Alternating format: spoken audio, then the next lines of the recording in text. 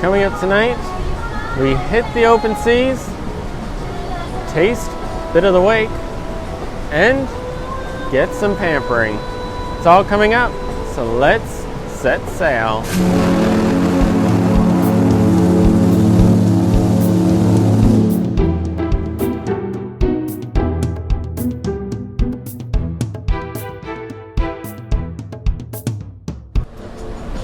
Welcome to day 7 of the cruise view from onboard Scarlet Lady, the first of Virgin Voyages cruise ships. And today was Saturday, October 16th, 2021, the second of our second 5-night sailing on board. Today we were at sea, just like last sailing, same rotation of the schedule, second day at sea, and tomorrow we'll be Costa Maya once again. A couple of stories to talk about today, the first being this is the third sailing of Scarlet Lady now from Miami. She, of course, was supposed to set sail 18 months ago. COVID got in the way of that, and she eventually was able to sail out of the UK for a little bit in August before coming over to the US and starting her voyages from Miami. So, looking back at what went on with the Quantum of the Seas when we sailed her, she was, of course, a brand new ship at the time, and we were on the inaugural and the second sailing, and that inaugural, just like we saw with Scarlet Lady last week, lacked a lot of activities. There wasn't a whole lot going on. A lot of people picked up on that it was a little bit dead and not quite what they expected, but that second sailing really kind of kicked things into motion and was loaded with different activities.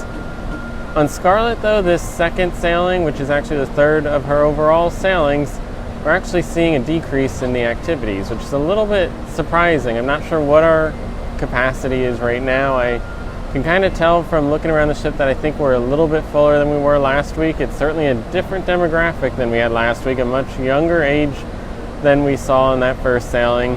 And overall, it seems like a more active crowd than we had last sailing. But today, there were a couple activities that actually went missing. Originally, when we got access to line up in the mobile app, there were a series of activities, events going on throughout the sailing that we could see, that we could plan around. Our dinners and all of our shows were in there. And when we got closer, a few more showed up. That Phantom Folktales, one of my favorite events on board, wasn't listed until just about a week or two before we got on board the ship. So that was a new addition.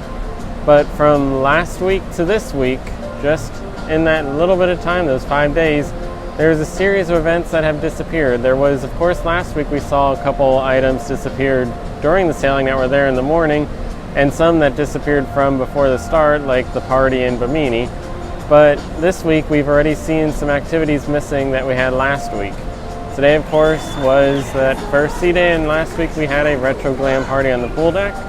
That did not occur this week. We also went to a 6 p.m. Duel Reality show, which was not scheduled this week, even though it was originally in the app when I was planning out all my dinners and made those bookings. So that was one of the things I had to make a change to, was the dinner time for today, in order to accommodate a later showing of Duel Reality than what I had originally planned for and what originally was in that lineup.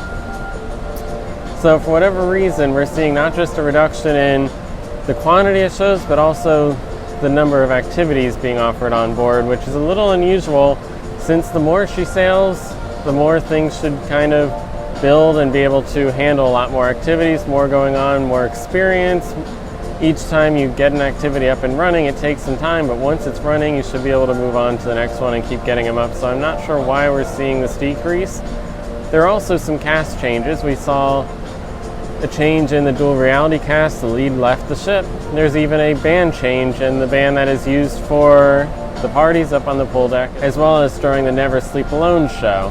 So they're already changing out casts, which means that it's not an issue that the cast is still getting up to speed, but there's already 2 production shows that are not going to be available yet. One of them is not going to be available until later in the winter, and the other isn't even until sometime in 2022. But beyond 2 production shows that aren't ready, there's also obviously some activities not ready because the schedule has been fairly empty, and I'm not sure why we're seeing so few offerings when the ship seems to be up and running already, if we are already seeing those cast members leave with their contracts coming to a conclusion.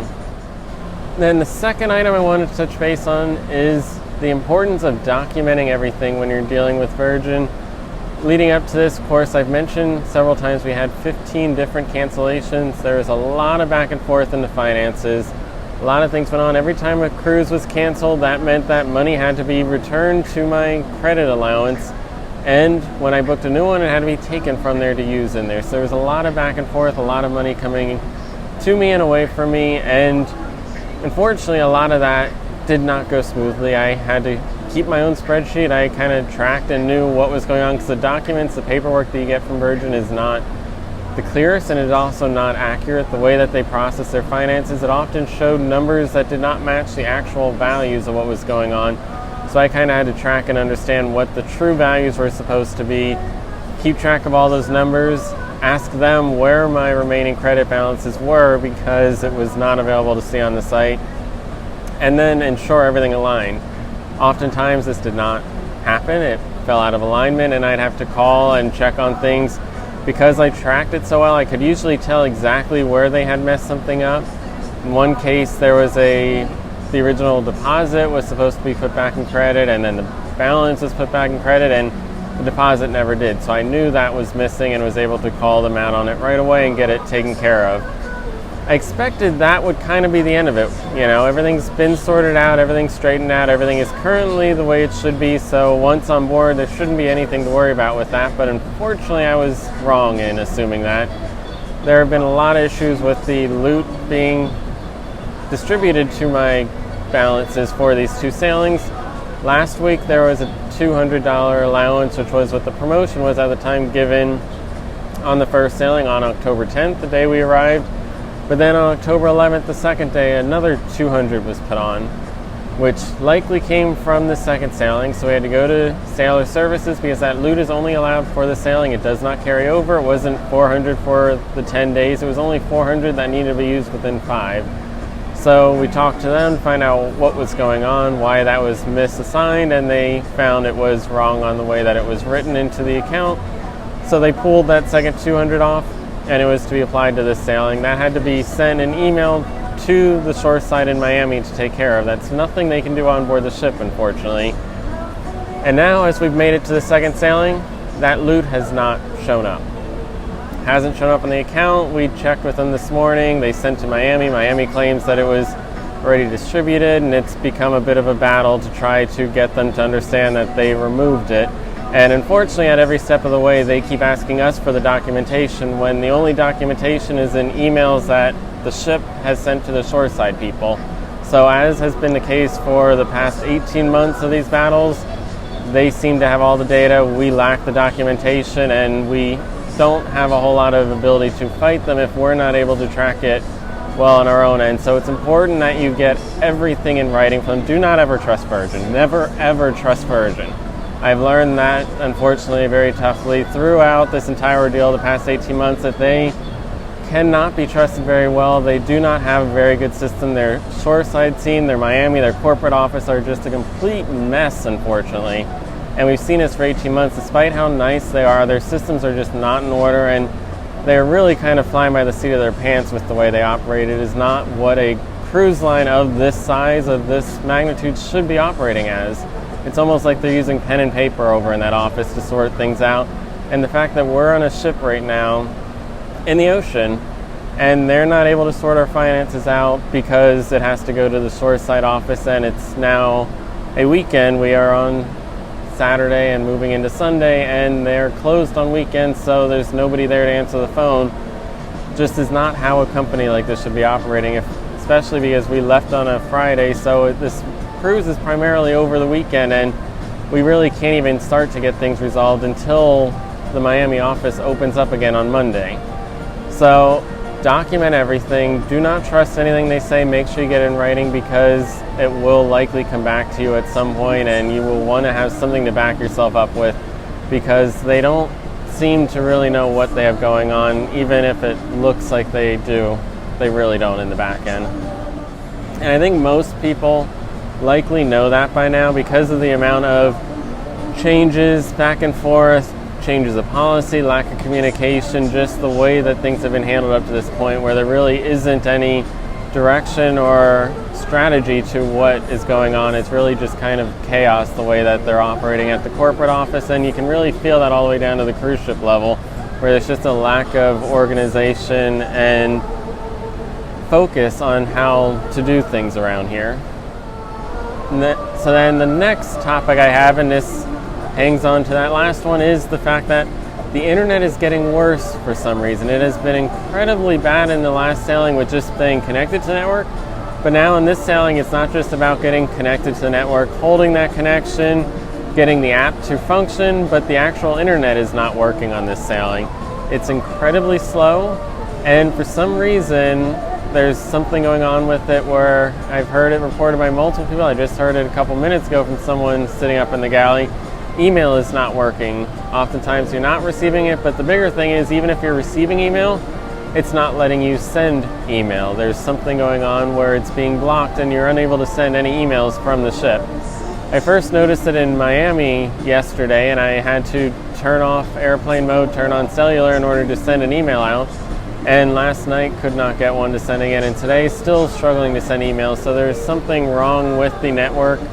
And I've seen a couple people mention online that the paid versions are working better, which is unfortunate because the internet being included was one of the big selling points, just like the basic bevies, which are not living up to it. A lot of those selling points of what's included just don't seem to be living up to the promises they were of an all-inclusive cruise. They're very watered down and almost feels like they were meant to not live up to the expectations, to force you to upgrade to a higher level of things. Then moving on from those items, our location today, almost the exact same as last week. When you look at a map and you see the route that we're going, use some sites like cruisemapper.com, a great one to check where you are. You can see not just your current location, but the actual historic route, and it tracks back to all of last sailing as well. And you can see that we're almost identical in our route to where we were last week.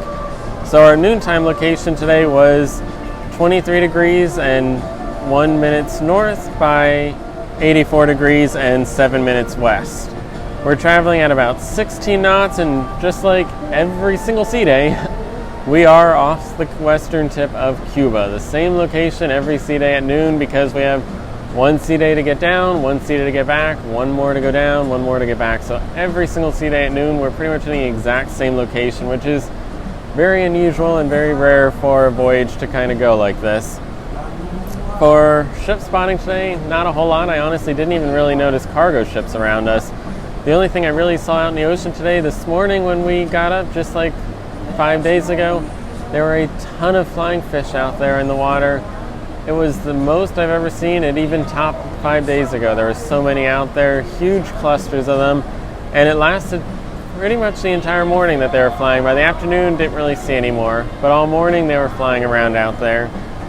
And despite the fact that we're off Cuba again, you really couldn't see the land this time, and you also didn't really see many birds. Occasionally I would see one bird or two birds, but not like we did last time where we could see a whole bunch of birds flying alongside us. Part of that might have been related to the weather, because we did have cloudy and hazy conditions.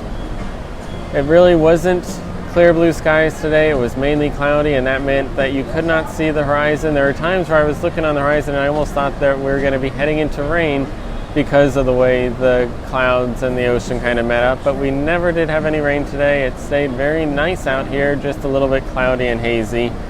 We had a high of 84 degrees and a low of 81, so a very nice, comfortable, warm day today.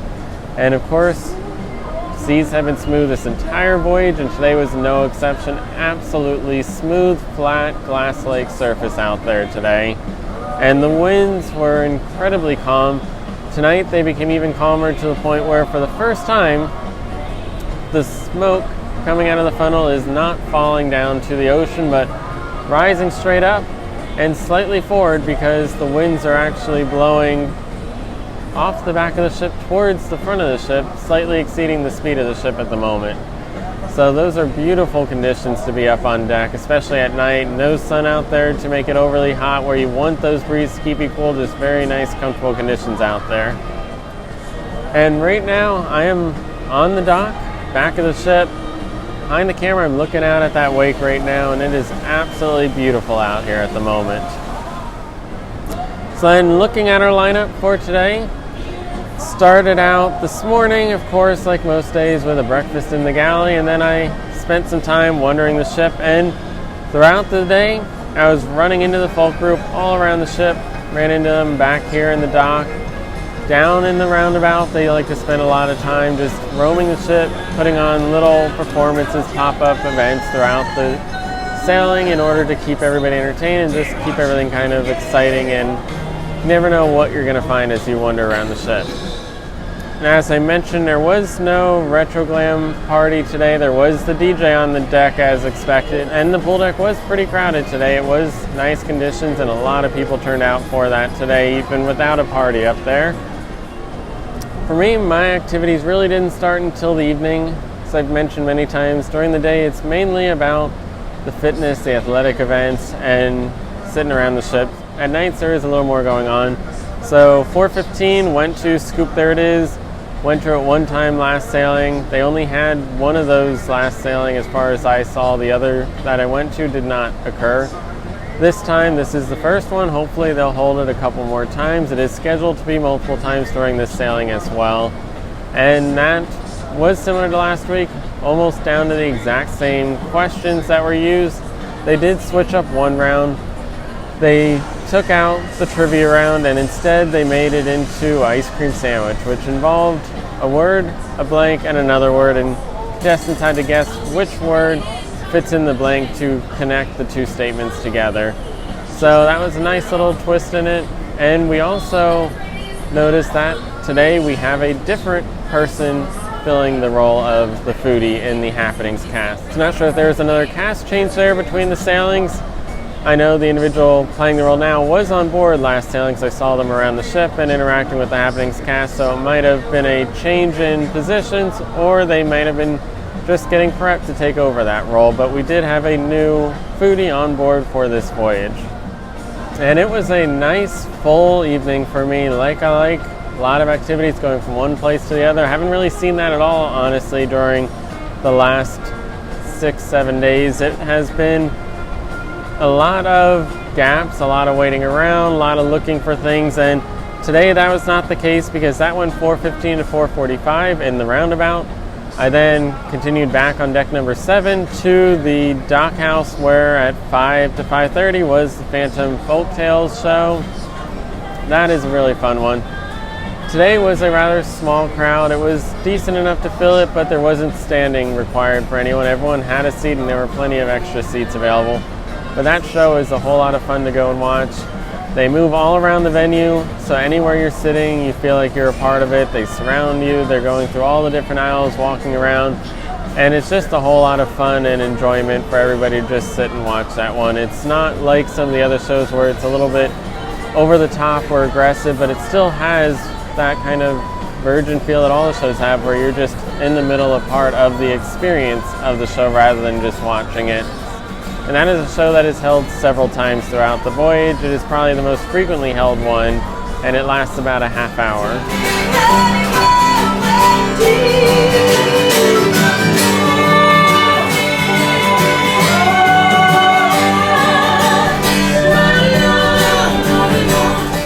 So from the dock house, right through the doors was the Wake, which is my dinner for tonight.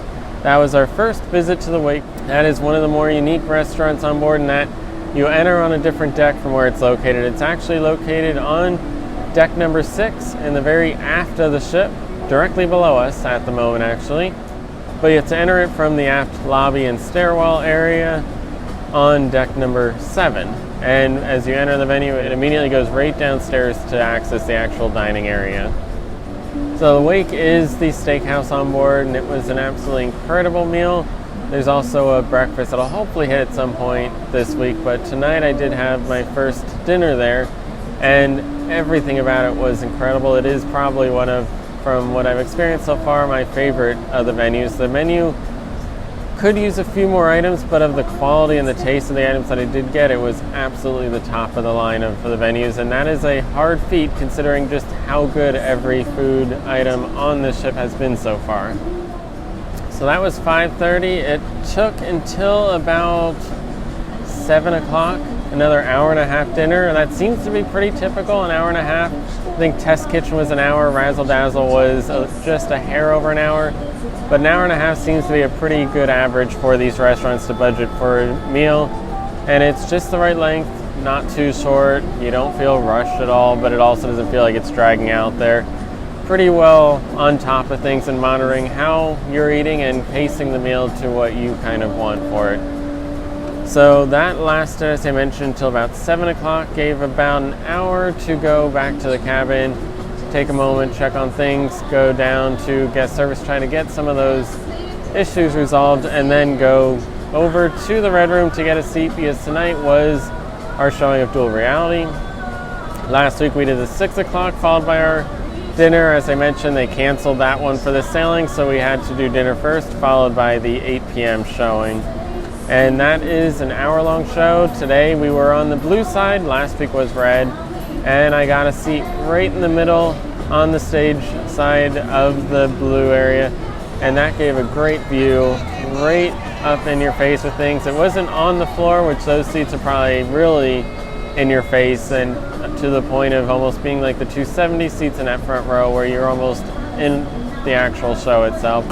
But for the seats you were right there, you could see it all, but still felt like you were a comfortable distance from the action.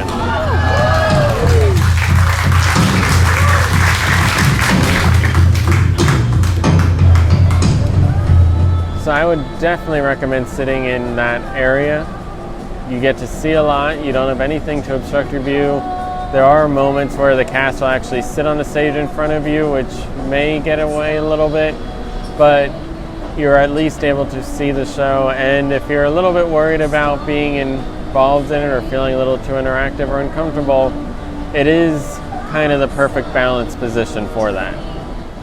And with that show, it was just like last week's, identical to it, except for one change. The role of Juliet is no longer being filled by the individual who had it last week.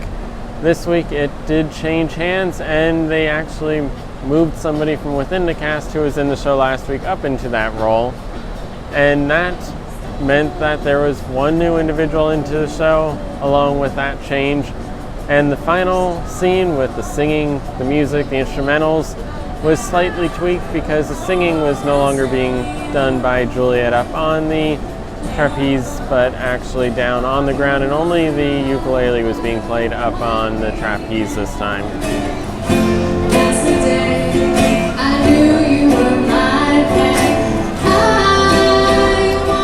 So that went until 9, and that gave another little gap because 10:30 tonight was the Odyssey party up here on the pool deck, outside under these beautiful conditions, clear sky, stars shining on us, and that was a much larger crowd than we saw last week, significantly larger. Was not packed, it was not full, it wasn't what you would expect a party to be still, but at least was a large enough crowd to get a bit more energy and action and liveliness out of the audience this time. And you could definitely feel the difference in that, because not only were there more people watching, but the crowd got a bit more interactive. There were people that jumped into the pool, that were running around on that cement area. There was a lot more going on, and that created a lot more work for the crew, because anytime guests went in that pool, they got water on that cement area around it where the performers had to go. And that meant they had to clean those areas continuously. They put down towels at points to try to give people ways to get in and out and keep things dry and safe. But they definitely did not have any control over the situation like they probably should have and need to in the future. At the very end of the show, there were two individuals that jumped in the pool, and you just see all the crew suddenly scramble because that show really is on an autopilot system. The music, the lighting, it seems to be click and go from start to finish. So once that music was playing, the performers came out and were ready to go, and those individuals jumped in the pool. The crew had to scramble to get that entire area quickly dried up before the performers had to walk through it and potentially have a dangerous situation to deal with.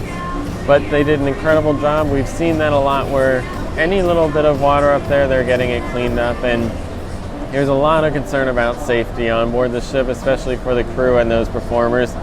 even yesterday in the Untitled Dance Show Party thing, I noticed that all of the crew that were in the theater, that were in the Red Room, managing that show, that were moving the stage around, pushing the crowd into the right locations and controlling where things were going, had earplugs in. And that show, it's certainly not the loudest. It is nothing like what the sound is in the Manor or some of the other parties that go on. Nothing like what was being played in Bimini for sure.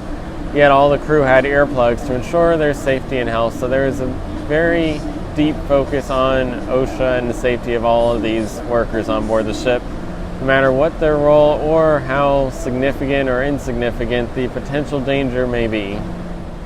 And that was identical to last week. There were no extra little events added or anything removed. It was pretty much identical, except for the fact that the band was a completely different band than we saw last sailing.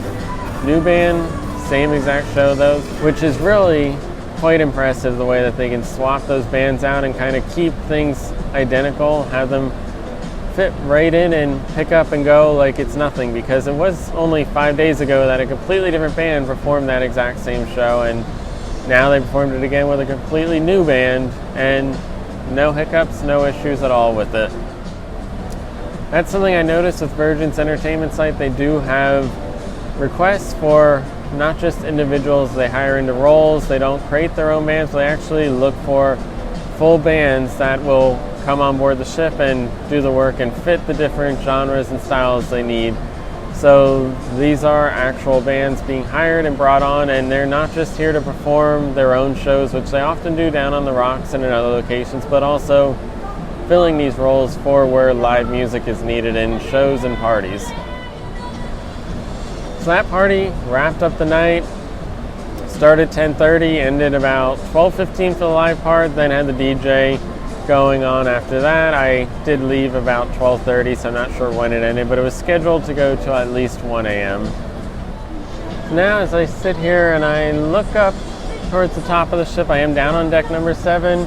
The aft of the ship is going above me. I see a whole lot of smoke from the funnel is now wafting down, definitely below the level of the athletic club, possibly even below the level of the galley, and coming right over the area that I'm sitting in now. So it appears the winds have shifted, and unfortunately that exhaust is once again dropping very quickly down onto the decks of the ship above me.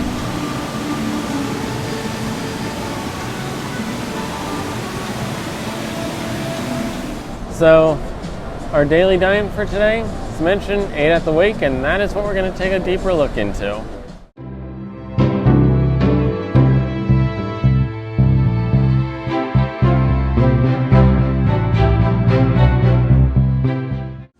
You won't find a formal dress code on board Scarlet Lady, but if you're looking for somewhere to celebrate a special occasion, the wake is the place to go. With a prime location in the heart of the ship off of Deck 7, it's clear you're in for a different experience the moment you walk down the grand staircase to Deck 6 with its grand piano and impressive views of the wake. As the steak and seafood house on board, it lives up to its expectations. In contrast to the very abstract style of Razzle Dazzle, the wake provides a very sophisticated and classic style. In the same vein though, the wake is the only other sit-down dining venue to offer a brunch service, featuring a variety of traditional dishes, including a selection of Eggs Benedict. Later in the service, a small selection of items from the dinner service becomes available for lunch. The main attraction is, of course, dinner. Starting with a delicious pull-apart bread, there is a wide variety of starters to pick from. Those willing to pay a little more will find a variety of forfeit entrees from the unique raw bar located in the venue. There are a variety of mains, though, that are included, as well as the most important part, a selection of items from the grill that you can pair, as expected at any steakhouse, with a variety of sauces to pick from. Instead of dishes pre-designed, guests are free to select from a variety of sides that can be for one or shared, as they are served separately from the main courses. When it's time to end the meal with dessert, you'll find a selection of very traditional items, each given an elegant twist to present them in new ways. In addition to the incredible food and the views that can't be beat, you'll also find the widest selection of wines, cocktails, and beers in any of the 6 dining rooms on board.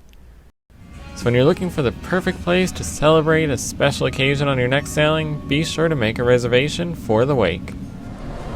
That is the steakhouse on board Scarlet Lady. That is probably the most formal dining venue you're going to have on board. If you're looking for a formal night, that is the one you should choose for that night. But like every venue on board, there is no dress code. So it may look a little more formal. They definitely make it feel a bit more formal. But you are not required to dress any more formal than any other event. You can eat there wearing anything you could eat at any of the others. So you have to remember that with Virgin, there is no dress code. They want everybody to be comfortable, everybody to be relaxed, everybody to have a good time and enjoy whatever and however they want to be. And that includes with visiting the wake. Dress up as much as you want to enjoy that experience, or stay as comfortable as you want. Either way, go and enjoy that venue because it is definitely a special one. A little bit of extra class and style and a little more added to that experience when you're in there. And of course, the beautiful view out of the wake while you're dining. Then looking at our venues for today, we're going to take a look at a couple of the venues that'll help you get a bit pampering on board.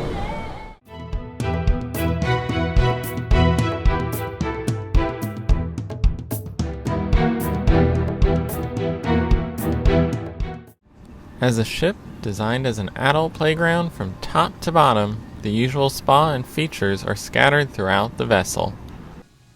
On Deck 5 midship, sailors will find the entrance to the Redemption Spa, where you'll find a variety of treatments and massages, along with the thermal suite featuring a mudroom, salt room, sauna, steam room, and hot and cold plunge pools.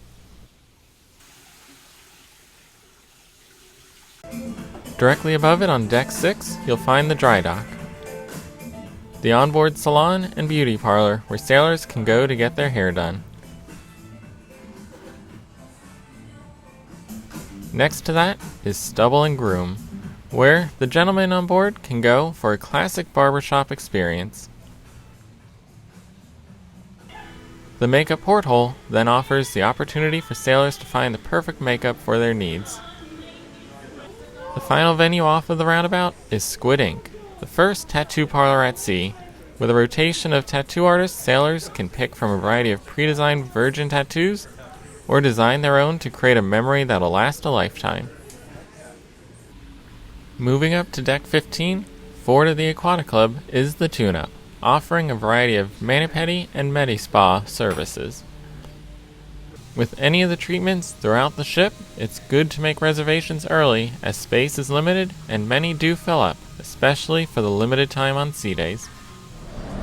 So there are a lot of different venues. It's not all one location centralized. It's spread a little bit throughout the ship in about 3 different locations. And of course those tattoos, I've seen a lot of people get them, and even more so a lot of crew members that have been saying they're getting tattoos during the last voyage. Haven't heard many this sailing, but last voyage a lot of crew members said they were getting them, along with a ton of passengers of all ages. So a lot of us, I think, were questioning the logic in that tattoo parlor, but it appears that it has actually been a very popular thing on board, and one that a lot of people are using to create not just the memory of this vacation, but a new memory and one to remember this vacation for the rest of their lives with. So tomorrow is our first port of call, Costa Maya, headed back there again tomorrow, just like we did last sailing. So be sure to come back, tune in, see what goes on there. And once again, I'm Picone. Thanks for watching. Stay tuned for the links.